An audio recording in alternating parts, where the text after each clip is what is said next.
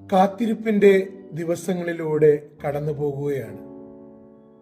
വിചാരത്തിലും വചനത്തിലും പ്രവൃത്തിയിലും വിശുദ്ധി നിറച്ച് ഉണ്ണീശോയ്ക്കായി ഹൃദയങ്ങൾ ഒരുക്കി നമ്മൾ കാത്തിരിക്കുകയാണ്.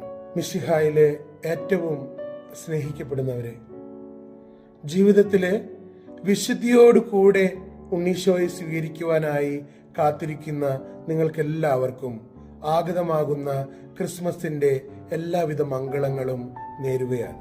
വിശുദ്ധ മത്തായി ശ്ലീഹ എഴുതിയ സുവിശേഷം 1-ാം അധ്യായം 18 മുതലുള്ള വാക്കുകളിലൂടെയാണ് വിശുദ്ധ മത്തായി ശ്ലീഹ യേശുവിന്റെ ജനനത്തെക്കുറിച്ച് നമ്മോട് പറയുന്നത്. യേശുവിന്റെ ജനനം ഇപ്രകാരമായിരുന്നു. അവന്റെ മാതാവായ മറിയവും ജോസഫും തമ്മിലുള്ള വിവാഹ നിശ്ചയം കഴിഞ്ഞിരിക്കെ അവർ സഹവസിക്കുന്നതിനു മുൻപ് അവൾ പരിശുദ്ധാത്മാവിനാൽ ഗർഭിണിയായി കാണപ്പെട്ടു.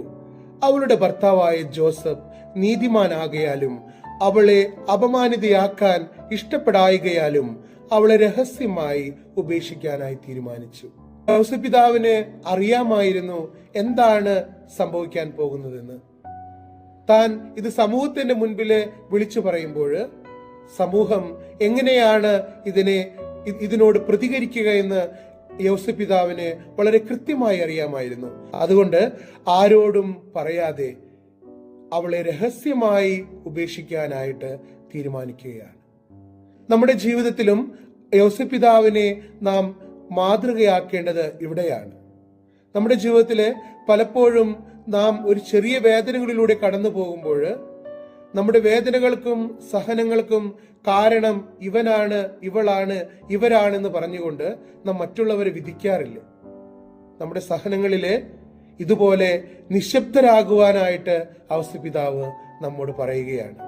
നിശബ്ദരായി നമ്മുടെ ജീവിതത്തിലെ സഹനങ്ങളെ നമ്മോട് തന്നെ ചേർത്ത് സഹിക്കുവാനായിട്ട് യോസേപ്പ് പിതാവ് നമ്മെ പഠിപ്പിക്കുകയാണ്. തുടർന്നുള്ള വാക്കുകളിലൂടെ നമുക്ക് കാണാനായി സാധിക്കും, അവൻ ഇതിനെക്കുറിച്ച് ആലോചിച്ചു കൊണ്ടിരിക്കെ കർത്താവിന്റെ ദൂതൻ സ്വപ്നത്തിൽ പ്രത്യക്ഷപ്പെട്ട് അവനോട് പറഞ്ഞു, ദാവീദിന്റെ പുത്രനായ ജോസഫ്, മറിയത്തെ ഭാര്യയായി സ്വീകരിക്കുവാനായി നീ ശങ്കിക്കേണ്ട. അവൾ ഗർഭം ധരിച്ചിരിക്കുന്നത് പരിശുദ്ധാത്മാവിനാലാണ്. നീ അവന് യേശു എന്ന് പേരിടണം. തന്റെ ജീവിതത്തിലെ ഒരു പദ്ധതി അദ്ദേഹം ഉണ്ടാക്കുകയായിരുന്നു. അവളെ രഹസ്യമായി ഉപേക്ഷിക്കാം, ആരെയും വിധിക്കാതെ അവളെ രഹസ്യമായി ഉപേക്ഷിക്കാനായിട്ട്. എന്നാൽ അത് കർത്താവിന്റെ പദ്ധതിയല്ലായിരുന്നു, അത് അദ്ദേഹത്തിന്റെ പദ്ധതിയായിരുന്നു. ആ പദ്ധതിയെ ദൈവം മാറ്റിമറിക്കുകയാണ്. അവന്റെ സ്വപ്ന